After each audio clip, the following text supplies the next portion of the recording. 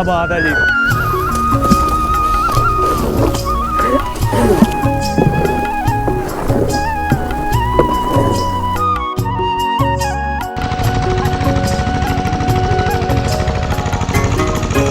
कुछ पेसिंग तुहानूं मैं भी बना के विखावांगा। मैं भी आखिर जिमीदारां दा पुत्त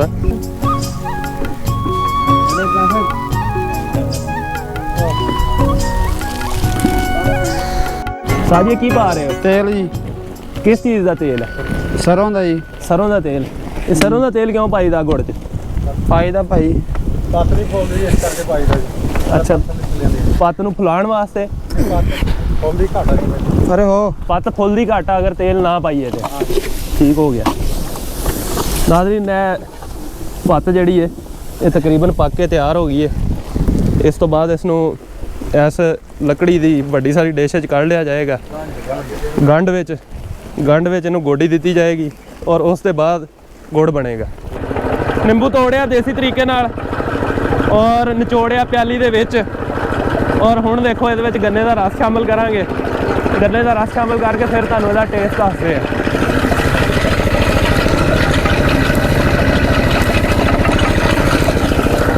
बर्तन साडे कोल छोटा है, छोटा बर्तन है साडा, लेकिन फिर भी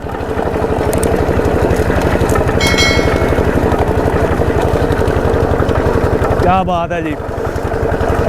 किसी भी काफ़ी चाह और हर किस्म के ड्रिंक नालों उत्ते दी चीज़ है। साजी ए दसो ए जिहड़ी चीज़ इसनूं की कहंदे? ए जैसे जे रो पई तवी तवी। अच्छा इसनूं तवी कहंदे ने जी सारे। नाज़रीन तवी जिहड़ी है इस दे विच रो पाया होया। गन्ने दा रो पाया होया। ਇਹਦਾ ਫਾਇਦਾ ਇਹ ਹੁੰਦਾ ਹੈ ਕਿ ਹੀਟ ਜ਼ਾਇਆ ਨਹੀਂ ਹੁੰਦੀ, ਇੱਥੋਂ ਨਿਕਲ ਜਾਂਦੀ ਹੈ ਔਰ ਤਵੀ ਦੇ ਵਿੱਚ ਰੋਹ ਪਹਿਲੇ ਸਿੱਕੀ ਹੁੰਦੀ ਹੈ। ਇਹ ਜਿਸ ਟਾਈਮ ਕੱਢ ਲੈਣਗੇ ਇਸ ਨੂੰ ਤੇ ਫਿਰ ਇਸ ਤਵੀ ਦੇ ਵਿੱਚੋਂ ਨਵੀਂ ਰੋਹ ਅਸੀਂ ਇਸ ਕੜਾਹੇ 'ਚ ਪਾਵਾਂਗੇ ਮਜ਼ੀਦ ਅੱਗੇ ਗੁੜ ਬਣਾਉਣ ਵਾਸਤੇ। ਜਿਹੜੀ ਰਾਖ ਇਸ ਦੇ ਥੱਲੇ ਚੁੱਲ੍ਹੇ ਦੇ ਥੱਲੇ ਇਕੱਠੀ ਹੁੰਦੀ ਹੈ ਇਹਨੂੰ ਬੇਸਿਕਲੀ ਇਹ ਸਾਰਾ ਜਿਹੜਾ ਚੁੱਲ੍ਹਾ ਹੁੰਦਾ ਹੈ, ਜਿਹੜਾ ਸਿਸਟਮ ਹੁੰਦਾ ਹੈ ਅੱਗ ਵਾਲਾ, ਇਸ ਨੂੰ ਚੁੱਲ੍ਹਾ ਕਹਿੰਦੇ ਨੇ ਔਰ ਇਹ ਹਰ ਬੰਦਾ ਬਣਾ ਵੀ ਨਹੀਂ ਸਕਦਾ। ਇਸ ਚੁੱਲ੍ਹੇ ਦੇ ਥੱਲੇ ਇੱਥੇ ਦੇਖੋ ਰਾਖ ਇਕੱਠੀ ਹੋ ਜਾਂਦੀ ਹੈ। ਇਹ ਬਹੁਤ ਗਰਮ ਹੁੰਦਾ ਹੈ ਨਿਜ਼ਾਮ ਇੱਥੋਂ ਸਾਰਾ, ਤੇ ਇਹਨੂੰ ਸਫਾਈ ਨਾਲ ਕਰਨੀ ਪੈਂਦੀ ਹੈ ਫਿਰ ਜਾ ਕੇ ਕਿਤੇ ਇਹ ਗੁੜ ਬਣਨ ਦਾ ਪ੍ਰੋਸੈਸ ਔਰ ਇਹ ਸਾਰਾ ਕੰਮ ਚੰਗੇ ਤਰੀਕੇ ਨਾਲ ਨਿਬੜਦਾ ਹੈ। ਲਓ ਜੀ ਇਹ ਪੱਤ ਤਿਆਰ ਹੋ ਗਈ ਔਰ ਗੰਢ ਵਿੱਚ ਪਾ ਰਹੇ ਭਾਈ ਇਹਨੂੰ। ਸਾਜੀ ਇਹ ਦੱਸੋ ਕਿ ਤੁਸੀਂ ਕਿੰਨੇ ਅਰਸੇ ਤੋਂ ਇਹ ਕੰਮ ਕਰ ਰਹੇ ਹੋ? ਅਸੀਂ ਭਾਈ ਜਾਨ ਤਕਰੀਬਨ 8-9 ਸਾਲ ਤੋਂ ਕਰ ਰਹੇ ਹਾਂ। 9 ਸਾਲ ਤੋਂ ਗੁੜ ਬਣਾ ਰਹੇ ਹੋ? ਜੀ ਜੀ। ਤੇ ਵਾਈ ਬੀਜੀ ਸ਼ੁਰੂ ਤੋਂ ਹੀ? ਸ਼ੁਰੂ ਤੋਂ ਜੀ, ਸ਼ੁਰੂ ਤੋਂ ਕਰ ਰਹੇ? ਮੈਟ੍ਰਿਕ ਪਾਸ ਕਰਕੇ ਤੇ ਮੁੜ ਕੇ ਇਸ ਕੰਮ 'ਚ ਆ ਗਏ। ਵਾਲ ਸਾਹਿਬ ਮੇਰੇ ਬਿਮਾਰ ਹੋ ਗਏ ਸਨ ਤੇ ਜ਼ਿਮੀਦਾਰਾ ਸ਼ੁਰੂ ਕਰਦਾ ਬਸ ਆਪਣਾ ਮਾਸ਼ਾਅੱਲਾ ਹੈ ਸੀ ਰਕਬਾ। ਸਹੀ ਹੈ ਜੀ।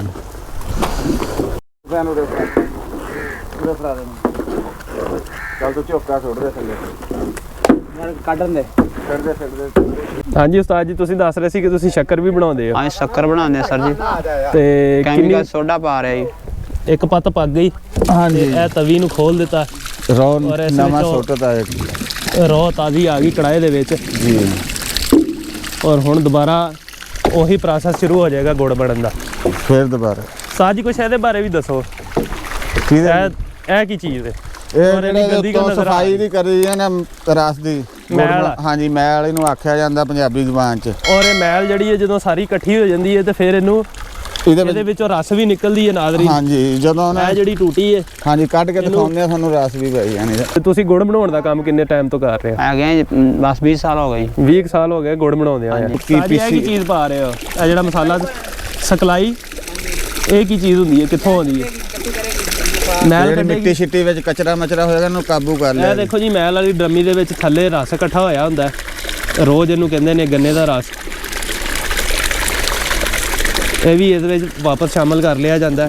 ਸਕਲਾਈ ਤੋਂ ਬਾਅਦ ਗੰਨੇ ਦੇ ਰਸ ਦੇ ਵਿੱਚ ਗੁੜ ਬਣਾਉਣ ਦੇ ਪ੍ਰੋਸੈਸ ਵਿੱਚ ਇੱਕ ਹੋਰ ਚੀਜ਼ ਪਾਉਂਦੀ ਉਹਨੂੰ ਰੰਗ ਕਾਟ ਕਹਿੰਦੇ ਨੇ।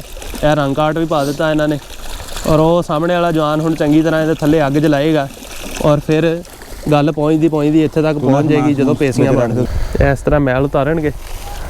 ਇਹ ਪਹਿਲੀ ਦਫਾ ਮੈਲ ਉਤਾਰ ਰਹੇ ਨੇ ਇਸ ਰਸ ਤੋਂ। ਸਫਾਈ ਹੋ ਰਹੀ ਹੈ ਜੀ। ਸਫਾਈ ਹੋ ਰਹੀ ਹੈ ਔਰ ਇਹ ਬੜਾ ਜ਼ਰੂਰੀ ਪ੍ਰੋਸੈਸ ਹੈ। ਇਹ ਕੀਤੇ ਬਗੈਰ ਗੁੜ ਨਹੀਂ ਬਣਦਾ ਹੈ ਲਾਲਾ ਕਲਰ ਨਹੀਂ ਬਣਦਾ। ਫਿਰ ਉਹਦਾ ਕਲਰ ਨਹੀਂ ਬਣਦਾ, ਕਾਲਾ ਹੋ ਜਾਂਦਾ ਔਰ ਜਲਦੀ ਖਰਾਬ ਹੋ ਜਾਂਦਾ। ਤੇ ਫਿਰ ਬੰਦਿਆਂ ਨੇ ਖਾਣਾ ਹੁੰਦਾ, ਇਨਸਾਨਾਂ ਨੇ ਇਸਤੇਮਾਲ ਕਰਨਾ ਹੁੰਦਾ, ਇਨਸਾਨਾਂ ਦੇ ਇਸਤੇਮਾਲ ਦੇ ਕਾਬਿਲ ਨਹੀਂ ਰਹੇਗਾ।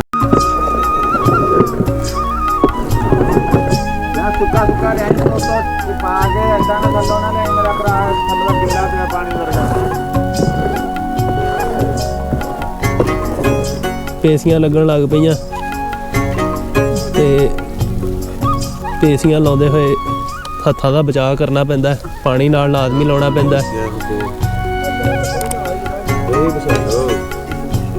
ਇਹ ਫਾਈਨਲ ਪ੍ਰੋਡਕਟ ਜਿਹੜੀ ਕੁਛ ਦੇਰ ਬਾਅਦ ਸੁੱਕ ਕੇ ਬਿਲਕੁਲ ਗੁੜ ਤਿਆਰ ਹੋ ਜਾਏਗਾ ਔਰ ਤਿਆਰ ਹੈ ਭਾਈ ਕਹਿ ਰਹੇ ਨੇ। ਤਿਆਰ ਕਰ ਕਰਕੇ ਬੋਰੀਆਂ ਬਣਾ ਕੇ ਰੱਖੀਆਂ ਨੇ, ਪੇਸੀਆਂ ਤਿਆਰ ਹੋ ਰਹੀਆਂ ਨੇ। ਇਸ ਤਰ੍ਹਾਂ ਚੁੱਕੀ ਦੀ ਹੈ ਔਰ ਵਾਪਸੀ ਇੱਥੇ ਉੱਤੇ ਪੱਲੀ ਦੇ।